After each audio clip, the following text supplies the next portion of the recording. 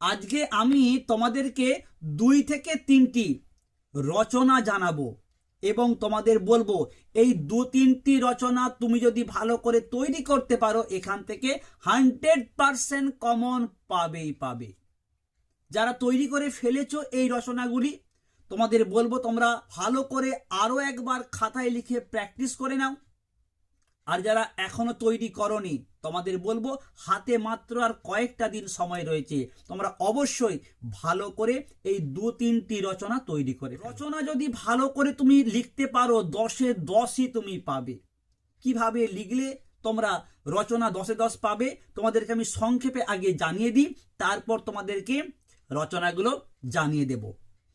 তোমাদেরকে আমি প্রথমেই বলবো তোমরা রচনা লিখবে, শুরুটা করবে কোনো মনীষীর বাণী কিংবা কবিতার লাইন দিয়ে। ওকে, তোমরা কোনো একটা মনীষীর বাণী লিখলে কিংবা কবিতার লাইন লিখলে লিখে হাইফেন দিয়ে সেই কবির নাম বা সেই মনীষীর নামটা অবশ্যই উল্লেখ করবে। তোমরা প্রবন্ধ রচনা সব সময় পয়েন্ট করে লিখবে।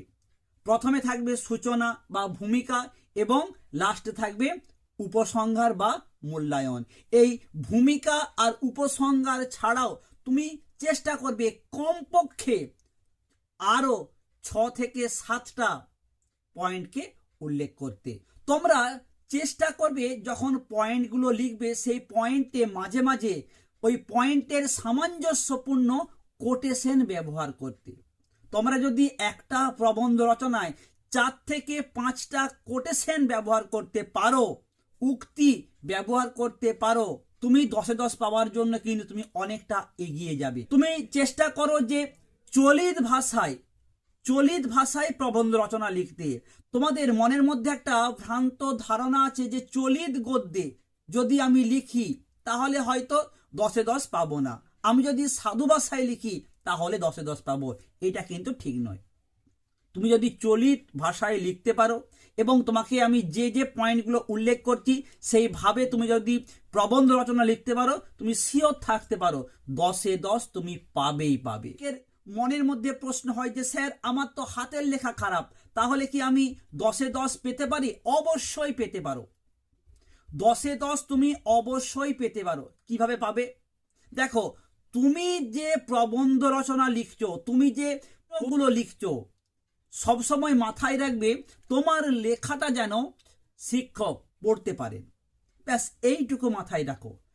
একটা লাইনের সাথে আর একটা লাইন যেন ঠেকে না যায়, একটু গ্যাপ দিয়ে দিয়ে লেখার চেষ্টা করো। খুব যে বড় বড় করে লিখতে হবে তাও নয়। ওকে, এই কয়েকটা জিনিস তোমরা যদি ভালো করে লিখতে পারো তাহলেই তোমরা কিন্তু 10-এ 10 পাবে। আর একটা বিষয় তোমাদের এখানে উল্লেখ করব, তুমি চেষ্টা করবে তোমার লেখাটা যেন একটু ইউনিক হয়। আর 5টা স্টুডেন্ট থেকে তোমার লেখা যেন আরো একটু ইউনিক হয়। তুমি যদি এই কাজটা করতে পারো যে একটা প্রবন্ধের মধ্যে 4-5টা কোটেশনের ব্যবহার, ভূমিকা আর উপসংহার বাদ দিয়েও 7 থেকে 8খানা পয়েন্ট, প্রথমে কোনো মনীষী বা কবির উক্তি দিয়ে তোমার প্রবন্ধ লেখা, তুমি যদি এইভাবে লিখতে পারো, তোমার লেখা যদি শিক্ষকের মনকে স্পর্শ করতে পারে, হৃদয়কে স্পর্শ করতে পারে, তুমি নিশ্চিত থাকতে পারো 10-এ 10 পাবেই পাবে। তোমাকে আমি আমার অভিজ্ঞতা থেকে বলছি, তুমি 10-এ 10 পাবেই পাবে, নিশ্চিত থাকতে পারো। এইবার তোমাদেরকে আমি 2026 সালের জন্য গুরুত্বপূর্ণ যে রচনাগুলো সেইগুলো আগে জানিয়ে দিই, তারপর তোমাদেরকে আমি 2টো রচনা জানিয়ে দেব যেগুলো পড়লেই তুমি 100% কমন পাবেই পাবে। তোমাকে আমি প্রথমেই যেটা বলবো, একটা করলে একটাই পাবে, এই রকমের একটি রচনা 2026 সালের জন্য মোস্ট ইম্পর্টেন্ট। কোনটা? বিজ্ঞান ও কুসংস্কার। Most most most important. তোমরা যদি টেস্ট পেপার দেখো এই প্রশ্নটা কিন্তু ম্যাক্সিমাম সেটেতে ছিল। বিজ্ঞান ও কুসংস্কার, ঘুরিয়ে বলতে পারে বর্তমান যুগ ও কুসংস্কার, বলতে পারে বিজ্ঞান মনস্কতা ও কুসংস্কার। 2026-এর জন্য একটা করলে একটাই পাবে, সেই রকমের একটি রচনা বিজ্ঞান ও কুসংস্কার। যারা এখনো রচনা তৈরি করতে পারোনি তোমরা সবার আগে এইটা তৈরি করে ফেলো, বিজ্ঞান ও কুসংস্কার। 2 নম্বর তোমাকে তৈরি করতেই হবে, মোস্ট মোস্ট মোস্ট ইম্পর্টেন্ট, বিজ্ঞান আশীর্বাদ না অভিশাপ। তোমাকে এত ঘুরিয়ে বললো বিজ্ঞানের ভালো মন্দ, বিজ্ঞানের সুফল কুফল, তোমাকে অবশ্যই অবশ্যই ভালো করে তৈরি করতে হবে। এই দুটো রচনা 2026-এর জন্য ভিভিআই তুমি লিখে রেখে দাও, এই দুটোর মধ্যে একটা আসবেই আসবে। তোমরা এই মুহূর্তে আমার যারা ভিডিও দেখছো, তোমরা যদি তোমাদের টেস্টের প্রশ্ন দেখো, সেখানে কিন্তু এই দুটো রচনার মধ্যে কোনো একটা রচনা ছিল। কাজে এই দুটি রচনা সবার আগে তোমরা ভালো করে তৈরি করো। এখান থেকে 100% বলছি 2026-এ একটা কমন পাবেই পাবে। Most most most important. Next তোমাদেরকে বলবো, যারা বিজ্ঞান থেকে রচনা লিখতে চাইছো না, তোমাদের জন্য আমি 3টে রচনা বলছি। ওকে, এখান থেকে একটা রচনা 100% তুমি শিওর থাকো, পাবেই পাবে। বাংলার উৎসব বলতে পারে সমাজ জীবনে উৎসব, কিংবা বাঙালির 12 মাসে 13 পার্বণ। যারা বিজ্ঞান থেকে রচনা করতে চাইছো না, এইটা ভালো করে তৈরি করো।